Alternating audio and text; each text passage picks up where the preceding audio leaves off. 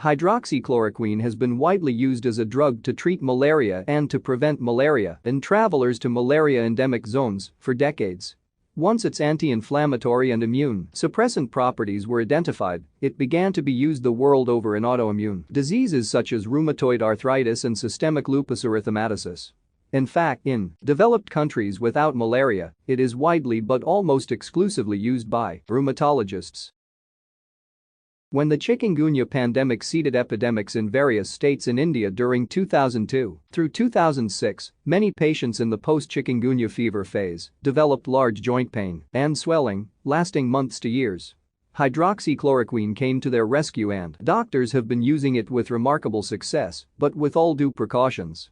The usefulness of hydroxychloroquine in COVID-19 has been controversial, without clarity or clear evidence one way or the other, until very recently. A study on more than 2,500 patients in 6 units under the Henry Ford Hospitals Group in Detroit, USA, peer-reviewed, accepted and ready for publication in the International Journal of Infectious Diseases, has found good evidence that HCQ reduces COVID-19 mortality significantly. It should be noted that conditions apply. The story of hydroxychloroquine and COVID-19 began in Wuhan, China, where patients who were on hydroxychloroquine, attending rheumatology clinics, seemed to be relatively protected from serious COVID-19 than those attending other clinics. Looking for possible treatment options, Chinese physicians stumbled on hydroxychloroquine. So they began using hydroxychloroquine empirically for treating COVID-19. French physicians, familiar with hydroxychloroquine being used against an endemic bacterial disease called Q fever, followed up with scientific studies for seeking objective evidence for hydroxychloroquine use in COVID-19. There was laboratory evidence that hydroxychloroquine acts against SARS coronavirus type 1 and, more recently, also against type 2 that causes COVID-19. The French reported that HCQ reduced both the viral load and duration of virus shedding in the upper respiratory tract of COVID-19 patients. That paved the way for global use of the drug for COVID-19, with believers and skeptics raising controversies. Adding fuel to the fire, indiscriminate use without due precautions, overdosing, and prolonged usage resulted in many adverse side effects like nausea, vomiting, stomach pain, headache, dizziness and even deaths. So the pendulum swung away from its use in many countries.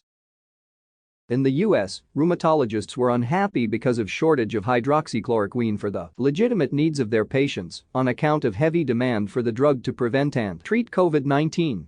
And because hydroxychloroquine was promoted by President Donald Trump. American media wasted no time in making the discussion around HCQ a political one instead of keeping it scientific. WHO itself has not been able to keep a steady path for clinical trials for hydroxychloroquine, dropping it from the Solidarity trials when the Lancet study came. Outside experts questioned the sources and analysis of the patient data included in the Lancet study, which were provided by a little-known company called Surgisphere. They cited inconsistencies in data and a lack of transparency about which countries and hospitals provided the information. The Lancet study led the WHO to pause the hydroxychloroquine study so the trial's Data Safety Monitoring Board could analyze the results generated so far and see if any safety concerns were apparent. When no safety concerns were left, WHO resumed the clinical trials. This brings us to the Detroit study on COVID-19 patients which were aged 18 to 76. Majority with comorbidities, was protocol-driven. In one group a short course of hydroxychloroquine was started early, preferably on the first or latest second day of hospitalization. In order to avoid serious side effects, the drug regimen was short, 400 mg twice on day 1, followed by 200 mg twice daily for 4 more days. Corticosteroids were used as adjunct therapy in a proportion of patients in both groups. The in-hospital mortality for COVID-19 was 26.4% in those not given hydroxychloroquine, reduced to 13.5% in the hydroxychloroquine-treated group. The Detroit study has swung the pendulum all the way back favorable to hydroxychloroquine use in COVID-19. Hydroxychloroquine is obviously not a lifesaver for severe cases of COVID-19. Given early, it helps reduce mortality by about half compared to those not given hydroxychloroquine.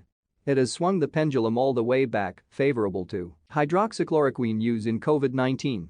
Two other therapies for mortality reduction are a short course of dexamethasone and convalescent plasma. Indian physicians are using the three treatments in sequence. Hydroxychloroquine given at the start. Dexamethasone in those who do not improve with early use of hydroxychloroquine and convalescent plasma for those who do not improve with dexamethasone. The outcome of this treatment sequence will inform the medical community how to save many lives. If you found this video informative, please like and share the video. And don't forget to subscribe to my YouTube channel.